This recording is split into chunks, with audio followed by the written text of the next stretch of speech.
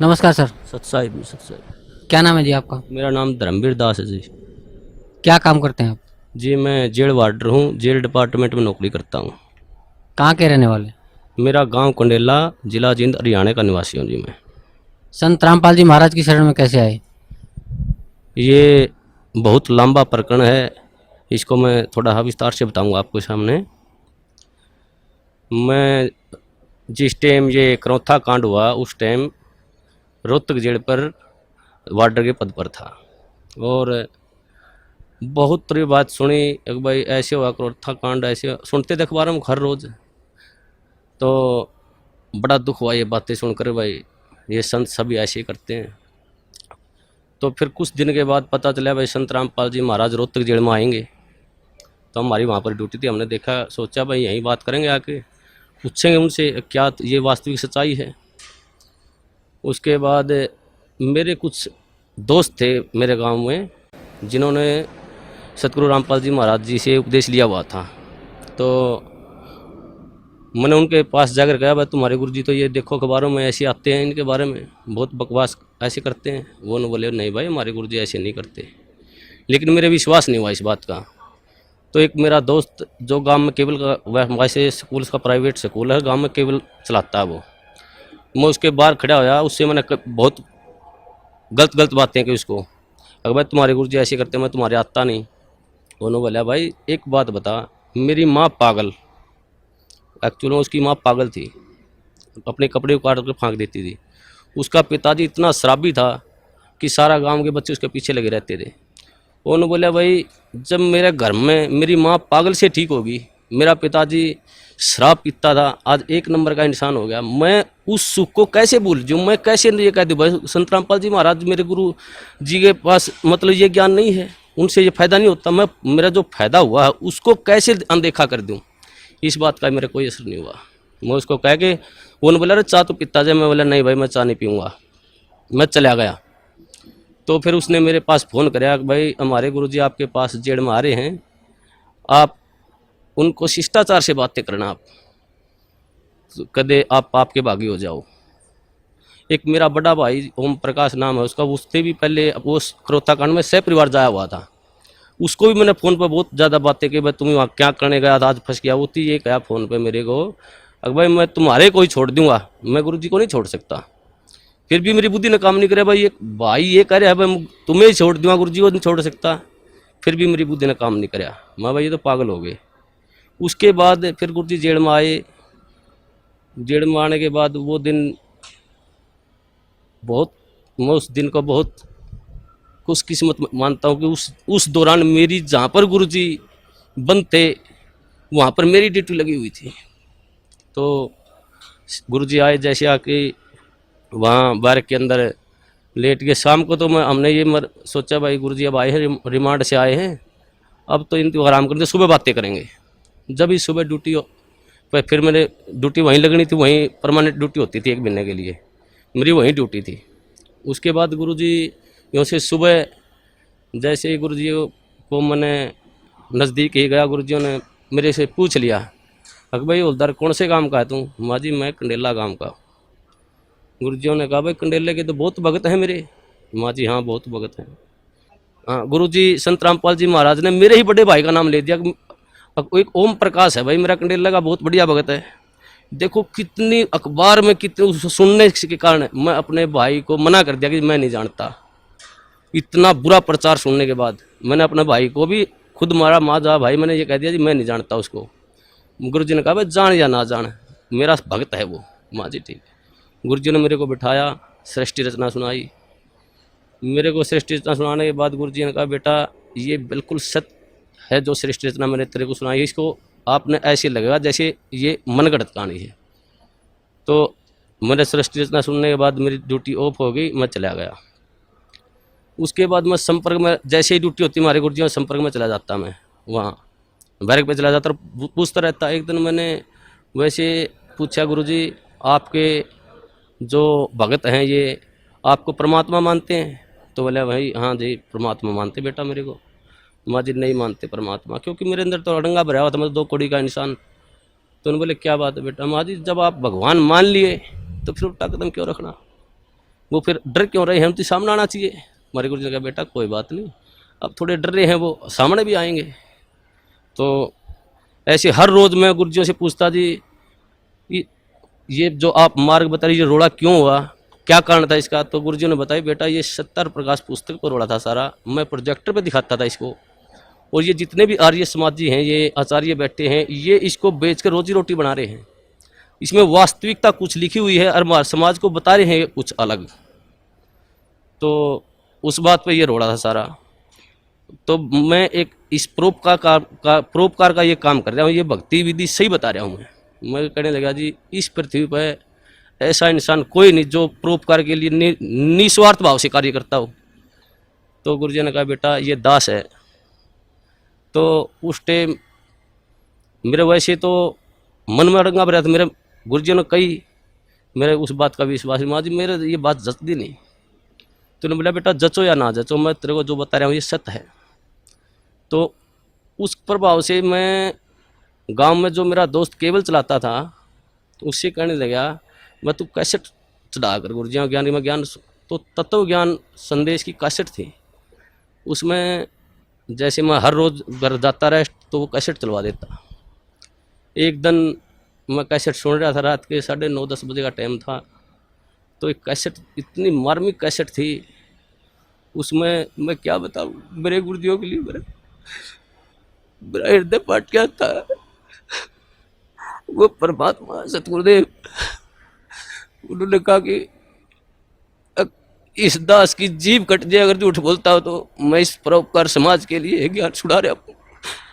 तो गुरुजियों ने वो ज्ञान सुना, मेरे भीतर में लगी वह बात, भाई ये संत ये कह रहे हैं कि दास की जीभ कट जाए और मैं कोई स्वार्थ नहीं मेरा।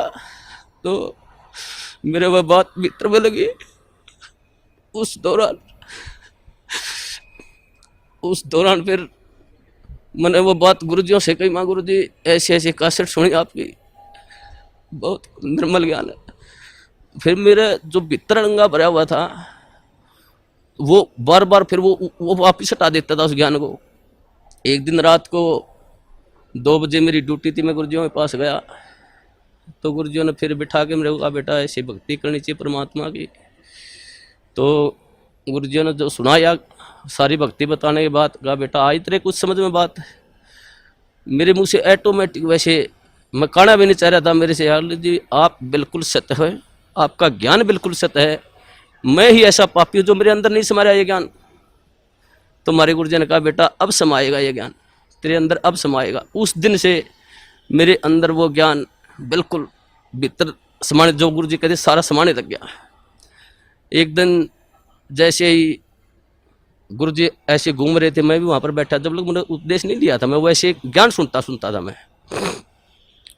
तो एक भक्त ने एक जैसे मुलाजिम आया, वो मेरे साथ का साथ थी, उसने आते ही गुरुजियों से कहा, हंसते हुए कहा अक जी आपको तो मिट्टी में मिला दिया। हमारे गुरुजी ने कहा हाँ बेटा मिट्टी में मिला दिया भाई। लेकिन ऐसा उदाहरण दिया हमारे गुरुजियों ने एकदम से सटीक, भाई जमींदार 40 किलो अन्न मिट्टी में मिलाता है, 70 मन उठा के ले जाता है वहाँ से। वैसे तो इस पृथ्वी पर संत आता वो जेड़ मारना नहीं चाहिए वैसे तो, लेकिन इस संत को, इस दास को याद कराया करेंगे कि उन दुष्ट आचार्यों ने अपनी रोजी रोटी के लिए ऐसे संत को जिसकी आंखों में बिठाकर पूजा करनी चाहिए उसको जेल में डलवा दिया। ऐसा मार्ग जो पृथ्वी पर संत जयपाल जी महाराज जी चला रहे थे, उस मार्ग को लगभग 2.5 वर्ष के लिए बंद करवा दिया। ऐसा मार्ग, हे परमात्मा, ऐसा गुरुजियों से वहाँ देखता, जो गुरुजियों पर आरोप लगाए गए ऐसे आरोप, इंसान पागल होकर मर जाए, ये तो समर्थ परमात्मा है। इन्होंने तो वहाँ पर इतनी भी शकीन नहीं थी इनके, हर बार ऐसा निर्मल ज्ञान, ऐसा प्यारा ज्ञान। फिर उसके बाद हम गुरुजियों से मैं कहता हूँ गुरुजी नाम उपदेश देवदास को, तो मेरे गुरुजियों ने मेरे को मना कर दिया कि बेटा अभी नहीं, आप और थोड़ा समझो ज्ञान को, और थोड़ा ज्ञान को समझो, उसके बाद लेना ज्ञान आप उपदेश। मैं घर जाता कैसेट चलवा लेता, मेरे जो दोस्त था उससे, भाई कैसेट चला गुरुजियों की, वो कैसेट मैं सुनता रहता। तो जैसे मेरी भक्तमती थी, मेरी घरवाली थी, वो मैं बाहर जाता तो ऑफ कर देती चैनल को, दूसरा लगा। मैं कहता जी आप इसको बंद मत करो, ये मैं सुनता हूँ, आपने नहीं सुनना तो आप आराम से वो करो। तो मैं हर रोज़ सुनने लगा गुरुजियों का ज्ञान, तो वो मेरे भीतर समाता गया। उसके पश्चात कई बार गुरुजियों से वहाँ पर जेल के अंदर, जैसे मैं गुरुजियों से बताता गुरुजी आपके ये सत्संग सुना मैंने, तो गुरुजी फिर दोबारा बताते मेरे को। तो ऐसे होते होते लगभग 6 महीने चले गए और 1 साल से ऊपर लगभग 1.5 साल गुजर गया। फिर मैंने, मेरी ड्यूटी प्रशासन ने मेरे को क्या कराया कि ये तो संत रामपाल जी को मिलने जाता है, इसकी ड्यूटी बाहर लगा दो जेल से। मेरी ड्यूटी बाहर लगा दी गई। बाहर लगाने के बाद अंदर मेरे को जाने नहीं दें, ज्ञान और नाम उपदेश मेरे को मिला नहीं। एक दिन वैसे गुरुजी, सोमवार का दिन था, 24 अगस्त को 2 बजे गुरुजी मुलाकात पर आए हुए थे। उन्होंने आने के बाद मैं जैसे ही मौका लगा कर डोडी में चला गया और मैंने ऐसे गुरुजियों की तरफ ऐसे आदर भाव से प्रणाम किया। गुरुजी ने इशारा कर दिया मेरी तरफ, बेटा इधर आ जाए। मैं चला गया। जाते ही परमात्मा ने, सतगुरुदेव रामपाल जी महाराज ने मेरे को नाम उपदेश दिया और कहा बेटा बाहर जल और मिश्री ले लेना, भक्तों को कह देना। वो दिन है, मेरे को उस दिन से ऐसे नाम उपदेश मिला। तो हमारे नाम उपदेश लेने के पश्चात जो प्रशासन था, जेल प्रशासन, सभी मुलाजिम, सुप्रिटेंडेंट, सभी हमारे खिलाफ, 2-4 और दोस्त थे मेरे साथ, कई और दोस्त थे जिन्होंने साथ में नाम लिया था। तो प्रशासन खिलाफ हो गया। उन्होंने एक दिन हमारे को बुलाया और कहा भाई आप वर्दी में लेटते हो, यहाँ उस रामपाल के चरणों में पढ़ते हो, आप यहाँ पर सारा प्रशासन ये महसूस करते हैं, बेइज्जती महसूस करते हैं। हमने कहा जी परमात्मा की बातें हैं, हम तो कौन कहने वाले हैं। परमात्मा ने की दास है, सतगुरुदेव रामपाल जी महाराज की दास है। मैंने जेल सुप्रिटेंडेंट को कहा जी आप जिस वक्त ड्यूटी पर आते हो आप परमात्मा को मानते हो? तो वो कहने लगे जी मैं मानता हूँ। उस सुप्रिटेंडेंट को मैंने कहा कि जी आप जब घर से आ रहे हो तो रास्ता मंदिर पड़ता हो तो आप वहाँ झुको नहीं गए, उसके प्रणाम नहीं करोगे? जी बोले भाई मैं करके आऊँगा प्रणाम। तो मैंने कहा जी हमारे तो परमात्मा सतगुरु रामपाल जी महाराज है, मंदिर भी हमारे, तो ये सब कुछ ही है जी, हम नहीं रुक सकते जी, हम प्रणाम करेंगे ही करेंगे। आप हमारे को सस्पेंड करो, डिसमिस करो, कुछ भी करो।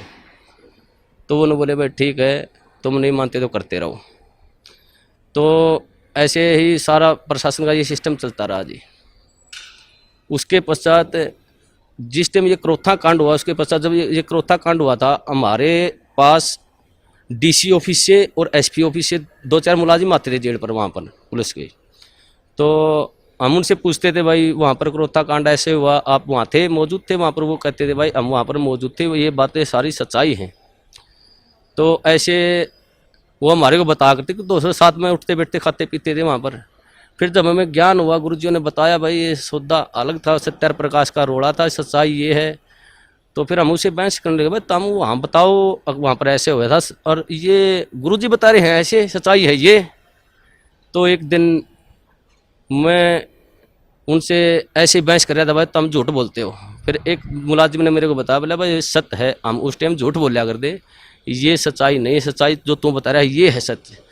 जब मन में आए परमात्मा, ए सतगुरुदेव ऐसे जुल्म ढाए उन दुष्टों ने, फिर भी समाज, फिर भी देखो कितनी झूठ, एक दोहरा रोटी खाने वाला आदमी झूठ बोल रहा है, झूठ बोलिया कर दे एक भ्रमत करने के लिए। तो उस दिन से फिर वहाँ से फिर पक्की दिल में जज की भाई ये सारा जो समाज है झूठ है, गुरुजी जो कह रहे हैं वो बिल्कुल सत्य है। उसके पश्चात हम गुरुजियों के साथ रहते थे, जाते थे, प्रणाम करते थे। प्रशासन हमारे खिलाफ हो गया, प्रशासन ने हमारे ट्रांसफ़र करवा दिया अम्बाड़ा, भाई तुम अम्बाड़ा चले जाओ कहने लगे वो। तो उससे हमारा ट्रांसफ़र होने से पहले की बात है, जैसे हम गुरुजियों से मिलते थे, जो प्यार होता है गुरुजी हमारे को, एक जैसे मेरे नाम उपदेश ले रहे थे, मेरे मन में आता था भाई गुरुजियों के पास जाता मैं, मैंने नाम उपदेश लिया, जैसे गया मैं, मेरे मन में आई एक भाई इतना अपने कभी पिता के बाप पाँव नहीं पकड़े, आप इसके पास पाँव कैसे पकड़ोगे? मैं जैसे ही बार के नज़दीक गया मैं वापस चला गया। दूसरी बार फिर मेरे मन में प्रेरणा हुई, अगर भाई संत हैं तू मानता क्यों नहीं, पाँव पकड़ ले जाके। फिर जो गेट पर गया फिर वापस चला गया। तीसरी बार फिर मेरे मन में आई, अगर भाई तू जाता ही क्यों वहाँ पर, अगर जाओ तो पाँव पकड़ ले गुरुजियों के। तो मैं जैसे ही गेट में बढ़िया, गुरुजी खड़े थे वहाँ सामने, इंतजार कर रहे थे, वो तो जाने जाने परमात्मा। उन्होंने जैसे ही मैंने गुरुजियों के चरण का हाथ लगाया, उन्होंने मेरे को छाती का लगा लिया ऐसे। वो अनुभव, जो सुख, जो गुरुजियों ने कहा बेटा अब मैं तो 2 साल और जेल में रह जाऊं, मेरे कोई सुख नहीं। मैं आया तेरे लिए था बेटा यहाँ पर, वो दिन आज भी याद आता है। उस दिन तो मेरे ज्ञान नहीं था मुझे, परमात्मा ने ऐसी दया करी मुझ नीच पर, सारे परिवार पर। मेरे को, मेरी शादी को भी कई वर्ष हो गए थे, कोई औलाद नहीं थी मेरे।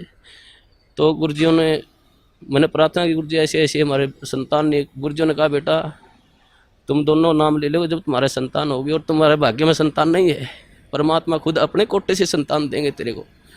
तो उस दिन फिर भगतमती, मेरी भगतमती को भी मैंने कहा भाई ये परमात्मा आए हुए हैं, पूर्ण संत हैं, ये ज्ञान सुनो आप। तो वो सीडी सुनने लगी, उनको भी ज्ञान हो गया। फिर उसके पश्चात उसने भी फिर जेल में मैंने गुरुजियों से प्रार्थना करी, गुरुजी भगतमती भी नाम लेना चाहती है, बोला बेटा बाहर सीडी पर दुआ देना, मेरा आदेश है। उसने भी फिर नाम उपदेश दे दिया गुरुजियों ने, गुरुजियों आदेश से बाहर। तो 1 साल के अंदर फिर हमारे परमात्मा ने अपनी कृपा से एक संतान, एक लड़का भी दिया। उस परमात्मा के क्या सुख गुना, इतने सुख दिए हैं मेरे को, इस परमात्मा की इतनी दया है। और सबसे बड़ा काम मुझे मतलब 2 कौड़ी का इंसान हूँ, मुझे भक्ति का क्या पता है। गुरुजी ने जो प्यार होता है, जो प्यार, वास्तविक प्यार गुरुजी ने दिया मेरे को, मुझे तो पता ही भी नहीं था प्यार क्या होता है। ये परमात्मा, ये जाने ये वो परमात्मा है, ये सारी सृष्टि के पालन करता है। ये पूर्ण संत कबीर परमेश्वर हैं, ये तो एक लीला करने हैं यहाँ पर। हम 2 कौड़ी के जीवों के लिए ये भटकते रहे, एक आत्मा के लिए ये परमात्मा लाखों रुपए बाहर देते हैं। और ये समाज इसको कहते हैं ये बुराई कर रहा है। ये पूर्ण परमात्मा पर, जो पूर्ण परमात्मा का संत होता है वो बुराई नहीं करता किसी की। ये तो अपने बच्चों के लिए शिक्षा दे रहे इस बात को, भाई तुम पहचानो ये ज्ञान ऐसा पवित्र ज्ञान है परमात्मा इस पृथ्वी पर, ये किसी संत में देख लो, किसी आधार ही नहीं ज्ञान का। और ये ऐसा ज्ञान दे रहे हैं, मोक्ष का मार्ग बता रहे हैं, ढोल पीट रहे हैं, और इन्हीं को कहते निंदा करते हैं। हे परमात्मा, मैं तो इस सब समाज से यही कहूँगा कि इस संत को, ये पूर्ण परमात्मा, इनकी पलकों में बैठाकर पूजा करनी चाहिए इनकी। और सभी समाज से कहूँगा अपने और अपने परिवार को जितना भी जल्दी हो सके यहाँ पर सतगुरु रामबंदी छोड़ सतगुरु रामपाल जी महाराज की शरण में लाकर उनका कल्याण करवाएं, और सभी भाइयों को बताएं बस वास्तविक ज्ञान वहाँ पर है। मैं यही कहना चाहूँगा। सत साहिब। धन्यवाद।